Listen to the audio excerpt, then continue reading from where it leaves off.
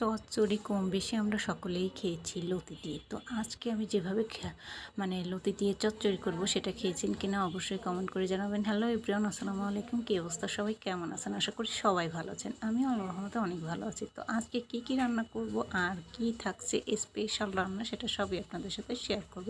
আজকে ঝিঙ্গা, পটল, আলু দিয়ে পাঙ্গাসের ঝোল হবে, ভেন্ডি ভাজি, সাথে হবে হচ্ছে আপনার লতির চচ্চড়ি, হচ্ছে পাবদা মাছ দিয়ে, আর থাকছে আপনার কবুতরের মাংস। তো এইখানে এই তো আমার ভেন্ডি ভাজি হয়ে গেছে। আর এই যে আমি কিন্তু সব কিছু সুন্দর করে কেটে পরিষ্কার করে ধুয়ে নিয়েছি। এই তো পাঙ্গাস মাছটাকে সুন্দর করে ধুয়ে লবণ হলুদ মেখে এই তো ভাজতে দিয়েছি। আর এদিকে কিন্তু আলু, তারপরে হচ্ছে পটল, ঝিঙ্গা সুন্দর করে কেটে পরিষ্কার করে ধুয়ে নিয়েছি।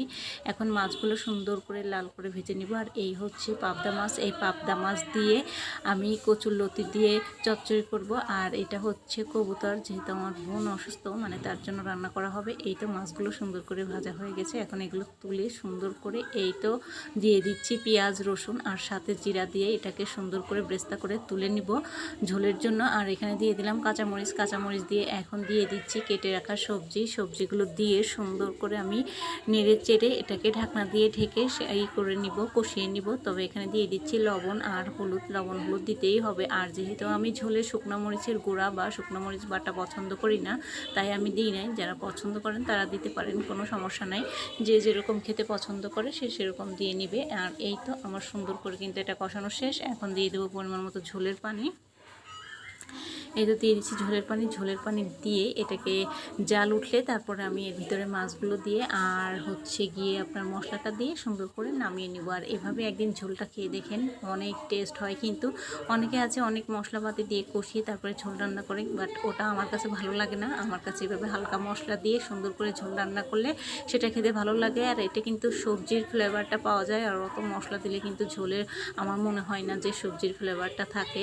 তো এই তো আমি পেঁয়াজ বেরেস্তাটা সুন্দর করে বেটে এখন দিয়ে দিচ্ছি, দিয়ে নেড়ে চেড়ে সুন্দর করে এটাকে নামিয়ে নিব। এই তো আমার ঝোলটা হয়ে গেল। মাশাআল্লাহ, কালারটাও কিন্তু অনেক সুন্দর আসছে, এই দেখুন। আর আমি উপরে ধনের পাতাগুলো ছড়িয়ে দিয়েছি। আর আমার কাছে ধনের পাতা নামানোর পরে এভাবে দিলে মনে হয় যে ধনের পাতার ফ্লেভারটা সুন্দর থাকে, এই জন্য আমি নামিয়ে দিয়েছি। তো এখন আমি রান্না করব কবুতরের মাংস, সেজন্য এখানে কিছু পেঁয়াজ দিয়ে সুন্দর করে আমি নেড়ে চেড়ে নিচ্ছি একটু। আর যেহেতু বোন অসুস্থ, তাই এত মশলা আমি ব্যবহার করব না তার জন্য, এই জন্য। আর এখানে কিন্তু আমি শুকনো মরিচের গুঁড়া ব্যবহার করি নাই, আমি এখানে কাঁচামরিচ বাটা দিয়ে কিন্তু রান্না করতেছি। তবে জিরা, আদা, রসুন সব কিছুই দিয়েছি।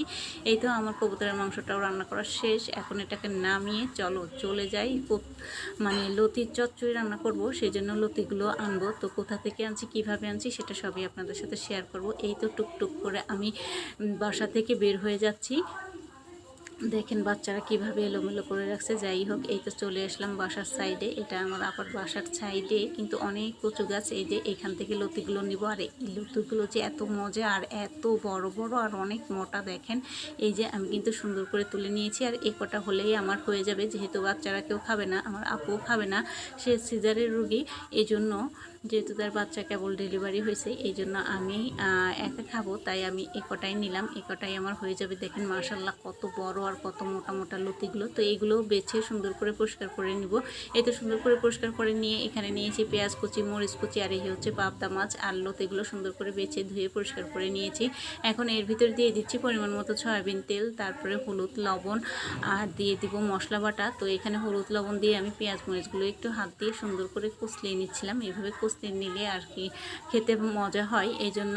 এখন দিয়ে দিচ্ছি রসুন বাটা, জিরা বাটা, শুকনো মরিচ বাটা, পেঁয়াজ বাটা, সব কিছু একসঙ্গে বেটে সুন্দর করে এখন এটাকে মেখে নিব। তো মেখে এর ভিতরে দিয়ে দিব পাবদা মাছ। যেহেতু পাবদা মাছ তো ভাজবো না, আর চচ্চড়ি হবে, সেহেতু তো আর এখানে মাছ ভাজার প্রশ্নই আসে না। তো এই তো এখন পাবদা মাছগুলো দিয়ে সুন্দর করে হাত দিয়ে মেখে নিব। আর এই মাখামাখির কাজটা অবশ্যই হাত দিয়ে করবেন, তাহলে কিন্তু চচ্চড়িটা খেতে ভীষণ টেস্ট হয়, অনেক অনেক টেস্ট হয়। আর এভাবে যারা এখনও কচি লতি দিয়ে চচ্চড়ি খাননি, তারা একবার হলো বাসায় ট্রাই করে দেখবেন, খেতে কিন্তু ভীষণ টেস্ট হয়।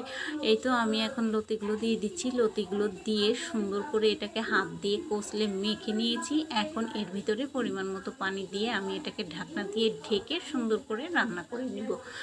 এই তো দিয়ে দিয়েছি পানি, এই তো দিয়ে দিলাম ঢাকনা। এখন ঢাকনাটা তুলে আপনাদের দেখাচ্ছি, দেখুন ম্যাজিক না? এরকম যদি রান্নাটা ম্যাজিক হতো তাহলে মনে হয় মেয়েরা অনেক খুশি হতো। যাই হোক, এই যে নিয়ে আসলাম, তো দেখেন কেমন হয়েছে আমার চচ্চড়িটা। মাশাআল্লাহ মাশাআল্লাহ অনেক সুন্দর হয়েছে, আর খেতেও কিন্তু ভীষণ টেস্ট ছিল। আর আমার রেসিপিগুলো যদি আপনাদের ভালো লেগে থাকে অবশ্যই লাইক কমেন্ট শেয়ার করবেন, আর ভিডিওটা না টেনে পুরোটাই দেখবেন। আজকের মতো বিদায় নিচ্ছি, আল্লাহ হাফেজ। আবার দেখা হবে নতুন কোনো রেসিপি নিয়ে।